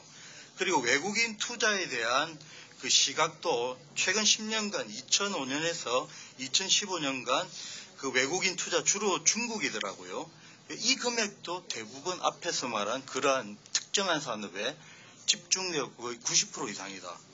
이런 이제 문제의식을 가지고 있는 것 같습니다. 그래서 이제 어떤 대안으로 마리나라든지 화장품이라든지 인터넷 전문은행 이런 식으로 이제 대체안으로 생각하고 있는 것 같은데, 근데 굉장히 다른 연구원들, 다른 타 시도 연구원들의 관점과는 좀 다른 게 제가 느끼기에 굉장히 점잖으세요. 그러니까 다른 타 시도의 연구 보고서는 어떻게 보면 이렇게 그림을 막 그려가지고 좀 가능하지도 않을 것 같은 전제 조건들을 붙여서 이런 산업을 하겠다라고 주장하는 경우가 많은데 되게 좀 보수적으로 현재 잘 작동하고 있는 것에서 출발해가지고 어느 정도까지 향상시키겠다는 관점을 가지신 것 같아요. 그래서 저는 이 교수님의 제안이 사실은 어느 정도 그런 틀을 좀 넘어설 수 있는 제안일 수 있다라고 생각이 듭니다. 그 다음 간략하게 재생 전략의 좀 일반론을 살펴보면요. 재생 전략은 이렇게 물리적으로는 유지보수라든지 뭐 말 만들기 이런 식으로 드러나지만 실제 사회경제적 내용은 인구 유입이 핵심이거든요. 세태 인구 유입인데, 그리고 이 인구 유입이 당연히 인구의 절대적 수만 증가되면 되느냐, 그런 것은 아닌 것 같고 소득하고 관련되어 있는 것 같아요. 세태지적 일반적 특성이 되게 저소득 계층들이 남는 경향이 있단 말이죠. 그래서 이 평균 소득을 올리기 위해서는 반드시 좀 소득 수준이 높은 인구가 유입이 돼야 되고, 그렇게 되려면 필연적으로 리차드 프로리다가 이야기한 고등교육을 받은 인구의 유입과 그 인구가 본래 있던 인구들하고 섞이는 이 현상이 발생을 해야 되는데, 그런 측면에서 연구연도를 갖다가 어떤 생각의 단초로 삼은 것은 뭐 괜찮은 접근 방식이라고 저는 생각이 됩니다. 그리고 지금 공동화의 특성이 이게 우리나라 지방도시에는 일반적으로 나타나는 현상인데요. 서구와 같이 특히 미국처럼 중산층이 교외로 이렇게 탈출하고 고속도로망으로서 연결됨으로써 발생한 문제가 아닌 것 같아요. 대부분 지방도시가 그렇듯이 제주도도 본래 동쪽에 있던 중심지가 서쪽으로 이동하면서 서쪽에 새로운 특지가 개발됐겠죠, 당연히. 되면서 이게 적당한 시간을 두고 이동하면서 공동화가 발생했기 때문에 이 자체를 그냥 쉽게 생각할 수는 없다는 거예요. 모든 지방주시가 비슷하지만. 특히 저는 좀 주목했던 점이 바로 원도심 인근에 화북공단이라는 공단이 있는 것 같은데, 제주도에서는 최근에 신산업단지라든지 농공단지가 만들어지기 이전에는 역사도 꽤 오래됐고 그래도 상대적으로 가장 큰 공단인데, 공단이 존재함에도 불구하고 공동화가 바로 인접지역에서 발생했다는 건 좀 심각한 문제라고 봐야 되는 거죠. 왜냐하면 이 공단이 지금 일반적인 일자리하고는 좀 무관할 가능성이 높은 거예요. 제가 구체적으로 살펴보지는 못했지만, 이러면 어떤 문제가 있냐면, 설사 여기에 이제 서울에서 이제 많이 하는 전략은 이제 재생을 하면서 청년층을 믹싱하는 전략입니다. 소득 믹싱이 우리나라는 쉽지 않기 때문에 일단 청년층부터 믹싱하자 해가지고 그런 전략을 쓰는데 어느 정도는 가능을 해요. 왜냐하면 이미 서울시는 출퇴근이 1시간 이상인 것을 다 감수를 하고 있고, 그리고 청년들도 1시간 정도 출퇴근을 하는 것은 문제가 안 되기 때문에 그 세대 지역에다가 청년용 임대주택을 지으면 사실 이론적으로는 가능성이 있어요. 근데 제주도는 또 그렇게 보이진 않아요. 제도시 자체가, 특히 제주시 읍면 지역을 제외한 동지역은 면적이 그렇게 크지 않기 때문에 사실 어디 있든 어느 직장에 있든 이동이 용이하단 말씀이죠. 그럼 이미 최적화가 일어날 가능성이 높다, 그런 생각이 들었습니다. 그래서 생산적 인구 유입과 소셜 믹싱, 발표자가 말씀은 안 하셨지만 실제로는 그런 내용인 것 같아요. 이것을 좀 지향할 수 있는, 굳이 이 이야기가 아니더라도, 그러니까 오늘 발표한 스토리가 아니더라도 이와 유사한 스토리들이 필요한 필요성은 있는 것 같아요, 근데. 그렇기 때문에 그런 이제 지향점에 대해서는 좀 그거라도 분리해가지고 들을 필요가 있을 것 같고요. 또 그리고 마지막으로 제가 드리고 싶은 말씀은, 육지의 타 시도는 규모가 어느 정도 되고 아무리 없다고 하지만 그래도 어느 정도 산업시설이 기존에 있단 말이죠. 근데 제주도는 그것이 아닌 것 같아요. 그래서 내부의 재배치를 가지고는 분명히 한계가 있을 가능성이 높습니다. 그렇기 때문에 저런 통계도 나온 거죠. 그냥 저게 잘 되면 바로 GDP가 더블이 된다. 근데 이것은 사실 타시도에서 이런 이야기 하기는 힘들어요. 저 정도 규모로 해가지고 아무리 데이터를 갖다가 좋게 해석을 해도 나오기 힘든 수치인데 본래 구조니까 구조 나오니까 더블이 돼버린 거죠. 그러니까 이게 사실 의미하는 바는 그러니까 재배치를 현재 재생촉진법이 제주에서도 아마 이제 국가에 지원을 해가지고 사업을 몇 개 하는 것처럼 보이는데 이 정도로는 사실은 굉장히 불충분한 단기적으로는 어느 정도 보수가 이루어지겠지만 그렇기 때문에 이제 국가 차원에서 산업 재배치 문제하고 장기적으로 반드시 결합돼야 될 것 같고 그 비전하고 오늘 발표한 그 이야기의 비전하고의 좀 연관성이 있다라는 점을 좀 강조드리면서 마무리를 하도록 하겠습니다. 예, 이용호 대표님 감사합니다. 오늘 와주신 발제자 패널분들이 얼마나 제주도에 대해서 깊은 관심과 애정을 가지고 살펴보고 연구하고 계신지 아마 여러분들 느끼실 것 같습니다. 다음은 정태윤 교수님 모시겠습니다. 건축가들의 딜레마가 뭐냐면은 사실은 보여줘야 한다는 겁니다. 그래서 보여주기 위해서는 많은 가정을 낳게 되는 거거든요. 그래서 그렇지만은 건축 교육을 할 때도 사실은 최종적인 모델이 됐던 이미지가 됐던 그 이전의 작업들을 굉장히 많이 합니다. 사실 저는 오늘 이상현 교수님 팀 작업에도 그런 것이 많이 들어가 있다고 생각을 하고요. 그래서 이제 보이는 바가 다가 아니다라는 점을 좀 여러분들 좀 이해를 해주셨으면 좋겠습니다. 그래서 주목해야 될 게 이제 인구의 유입이라는 걸 굉장히 중요시했다라는 거죠. 그리고 이제 관광 산업만이 다가 아니다라는 거, 그건 좀 더 고민을 해봐야 될 문제가 아닌가 생각이 듭니다. 그래서 가장 간단하게 말을 한다면은 특정 지역, 제주의 원도심을 압축적으로 개발하겠다는 거죠. 그래서 생겨나는 외부 공간에 대해서 이용할 수 있다는 거고, 이제 보행 중심의 도시 공간이 될 수 있다는 것, 거기다가 이제 앞에 있는 그 해안이라는 워터프론트가 세 가지가 결합된 거는 굉장히 좋은 여건이라고 생각합니다. 단지 이제 그거를 고층 빌딩, 이게 몇 층이 돼야 되느냐라든지 그런 건 이제 조금 그 이전 단계, 그보다 더 중요한 건 앞에 있는 조건에 대한 해석이었다라는 거고, 그 뭐 고층이나 이런 거에 그것도 뭐 하나의 방법이겠지만 그건 이제 여러 가지 해법이 있을 거라고 생각했습니다.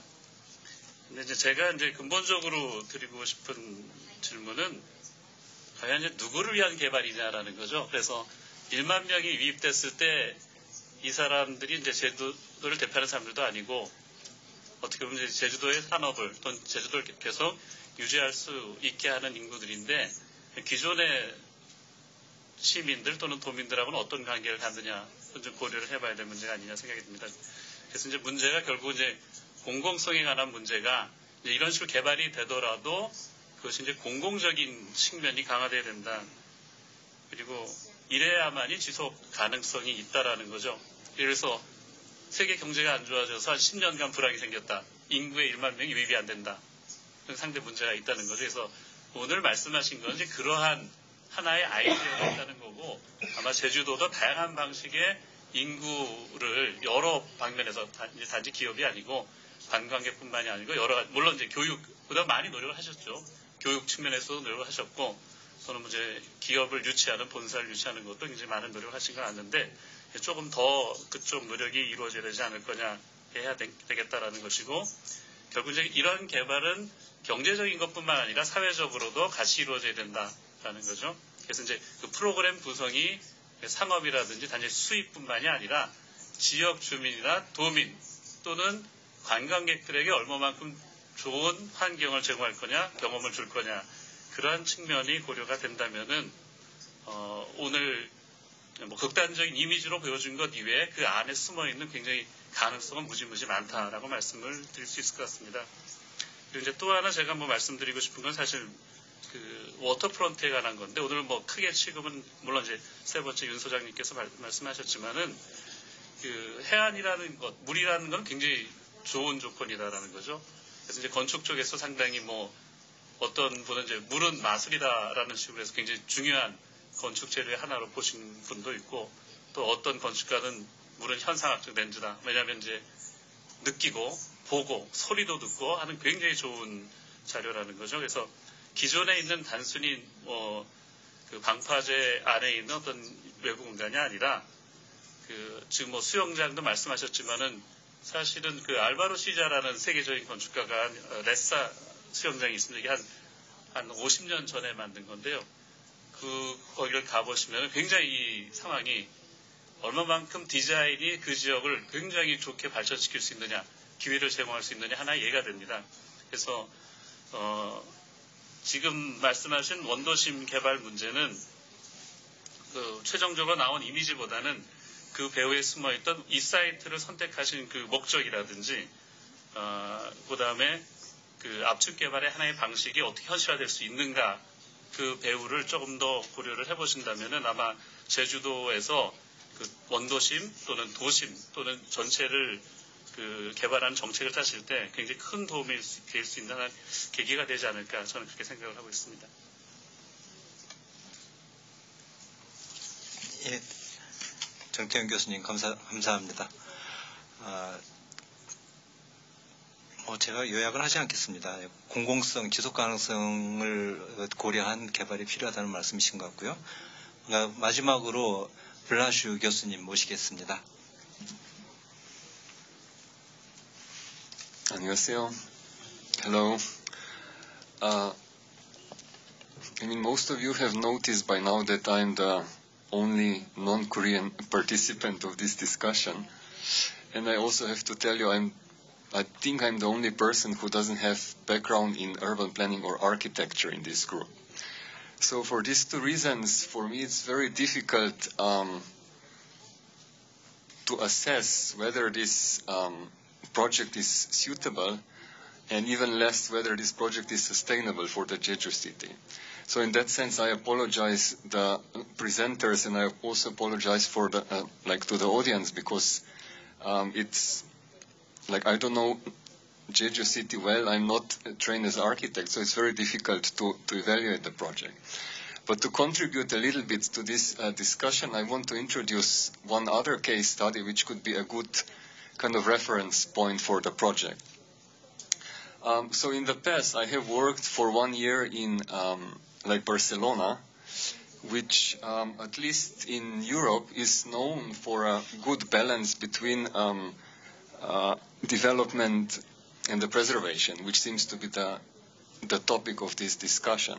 So in the past, for the last 20 years, Barcelona quite successfully balanced between economic growth, urban development and urban regeneration, and also at the same time with the social cohesion. But this model, which is known as a Barcelona model, came into crisis into the mid-2000s. And there were several reasons for the crisis. And of course, the global economic slowdown after 2008 even additionally contributed to the crisis. But the model came in crisis before that. Two reasons which I think are important in our case is, one is the excessive tourist development. So Barcelona last year had 8 million visitors. Seoul had 6 million visitors. So it seems 8 million, 6 million shouldn't be a problem. But imagine that Barcelona is 6 times smaller than Seoul. So if Seoul had the same number of visitors, then the number of visitors would be close to 50 million visitors a year. Is this sustainable? Like, absolutely not. So 10,000 new visitors, or if you want to call them tourists, which the project tries to attract, I cannot say whether this is sustainable or not, but definitely tourism has limitations, and Barcelona has more or less reached the limitations or even went beyond the limitations. So the consequences of this excessive tourism development is commercialization of public space everywhere, and more recently it also affects the housing market. Because with the emergence of Airbnb and similar kind of model of tourist accommodation, more and more residential units are moving from the housing market to the tourist market. The second reason for the crisis of the so-called Barcelona model was the growth of speculative urban development.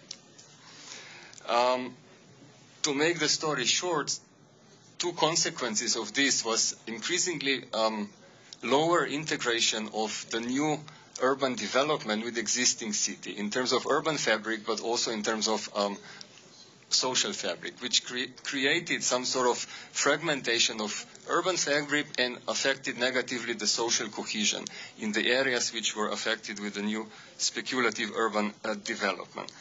And the second consequence of this was like gentrification of traditional urban areas. So all these problems came to light with one of the flagship projects which were introduced in early 2000, and these flagship projects actually proposed and they built skyscrapers with a mixed use on the waterfront. So I'm not saying it's similar to the project which we saw today, but there are some elements which are similar. So to finish my short contribution to this discussion, I said I cannot say whether this kind of negative consequences could also happen in Jeju. Like, I don't know Jeju city well, and it's really difficult to say, but I think what happened in Barcelona are real threats of this kind of development, and they should be taken considered very seriously also as a possible outcome in case of the project which we saw today. Okay, thank you. Thank you. 예, 마지막 블라슈 교수님께서 이제 바르셀로나 모델의 문제점을 예로 들어서 생태용량을 초과하는 관광의 문제점에 지적을 해주신 것 같습니다. 그러면 여러분 플로에서 이제 오래 기다리셨는데 질문이나 의견이 있으면 몇 분 의견을 듣겠습니다. 되도록 여러분의 의견을 듣기 위해서 질문을 먼저 한꺼번에 다 들은 다음에 진행을 하겠고요. 좀 되도록 짧게 좀 해주시면 감사하겠습니다. 예, 안녕하십니까. 많은 전문가분들을 모시게 돼서 정말 영광이고요. 저는 이제 제주 도시재생지원센터의 이승택 센터장입니다. 그래서 오늘 원도심 관련된 주제가 너무 멋있게 이루어져서 제가 너무 흥미롭게 봤고요. 사실 오늘 그 원도심 고층으로 풀어내는 이런 어떤 롯봉기류의 그 어떤 이제 고층에 대한 이야기가 사실 제주에서는 자체적으로 이야기하기가 굉장히 어려운 상황입니다. 그래서 오늘 이런 이야기 풀어주신 그 하나의 계기가 될 수 있었던 것 같고요. 근데 이제 저희가 그거를 이제 고층으로 풀자 말자 이런 이야기는 굉장히 어려운 상황이고, 그런 고층을 떠나서 그 원도심 전반적인 어떤 계획을 좀 같이 세웠으면 좋겠다라는 그런 어떤 공감대는 좀 가지게 됐습니다. 그래서 그런 부분들에 대해서는 좀 차후에라도 좀 진지하게 같이 좀 제가 모셔서라도 좀 말씀 나누고 싶은 생각이고요. 사실 그 제주시 원도심에서는 이 고층을 풀려면은 도시의 그 포텐셜이 굉장히 중요하다라는 생각입니다. 또 다른 이제 원도심에 고층이 생겼을 때는 어찌 보면은 그 원도심의 힘이 또 그쪽으로 이전하는 그런 어떤 계기가 될 수도 있거든요. 그런 차원에서 조금 조심스럽게 제주에서는 좀 고민하는 부분이 좀 있고요. 그리고 또 다른 도시재생에서 가장 중요하게 여기는 게 또 지속 가능성인데, 그 지역이 가지고 있는 어떤 정체성이나 이런 거를 떠나서 고층 건물이 들어왔을 경우에 또 지속 가능성에 대해서는 조금 한번 저희가 검토를 해야 되는데, 그걸 또 신산업으로 표현을 해주셔서 이게 잘만 엮이면 굉장히 흥미로운 어떤 대안이 될 수 있지 않을까 하는 생각이 듭니다. 그래서 이제 저는 이제 또 나름 지역에서 제주시 원도심에 대한 어떤 그림을 그리고 있는 사람 중에 한 명으로서 그 제주다운, 그리고 가능하면 좀 저밀도의 그런 어떤 큰 그림을 한번 그리는데 제가 힘을 좀 쏟을 예정인데, 오늘 뭐 이제 고층이든 이걸 떠나서 한번 여기 플로어에 계신 그런 그 전문가분들 한번 모시고 나중에 한번 꼭 말씀을 듣고 싶습니다. 감사합니다. 예, 감사합니다. 다른 의견 주실 분 또 예.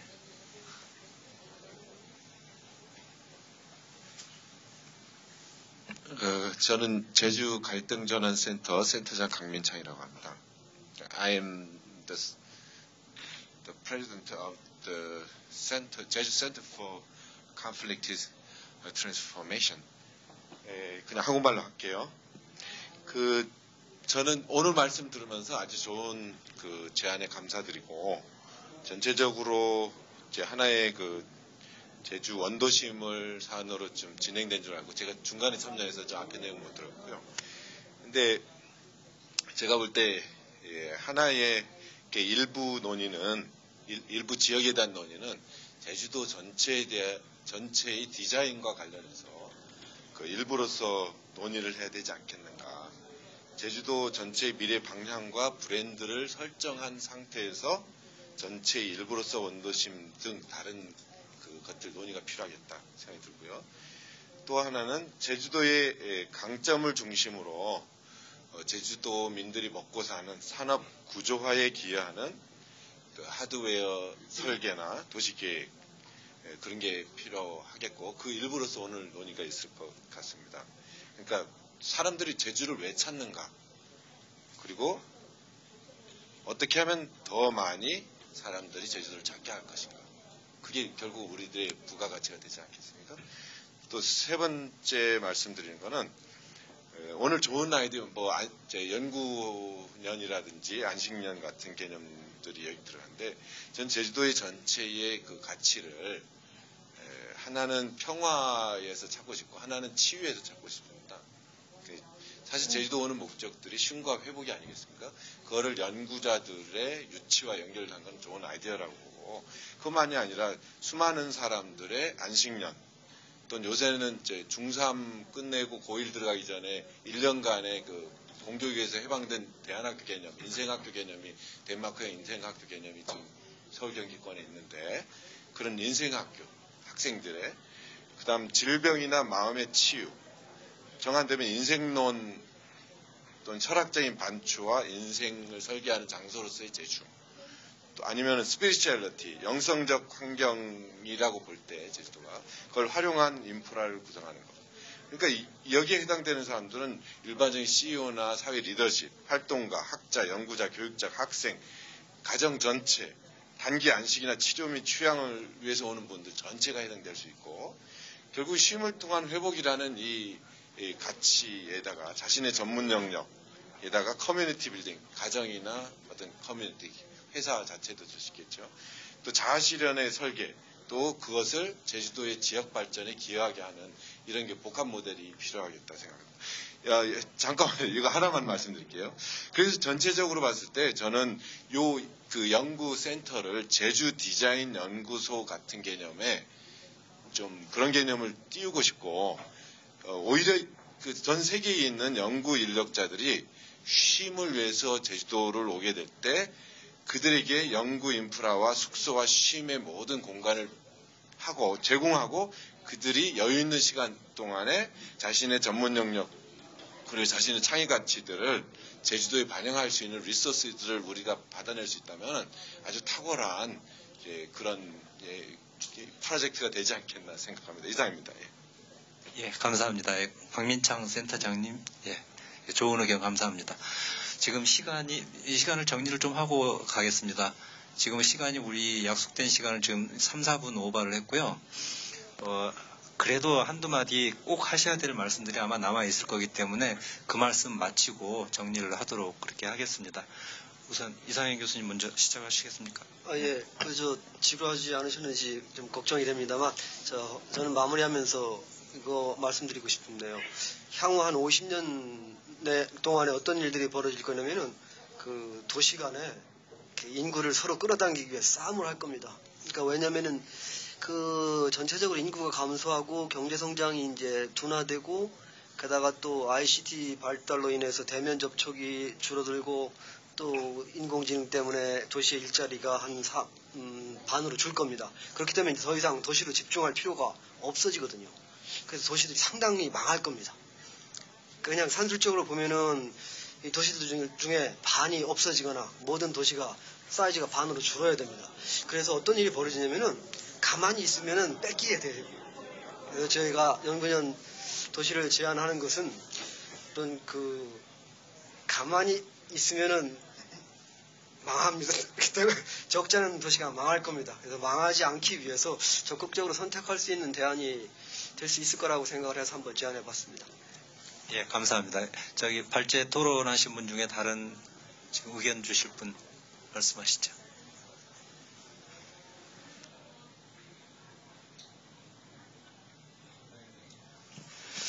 사실 그 프로젝트를 진행을 하면서 저희가 뭐 1년, 2년 이렇게 진행했던 게 아니고요. 사실 다 서울에 있으면서 이 제주도에 대해서 새로운 시각으로 바라보게 됐던 부분이 의미 있었다고 생각하고요.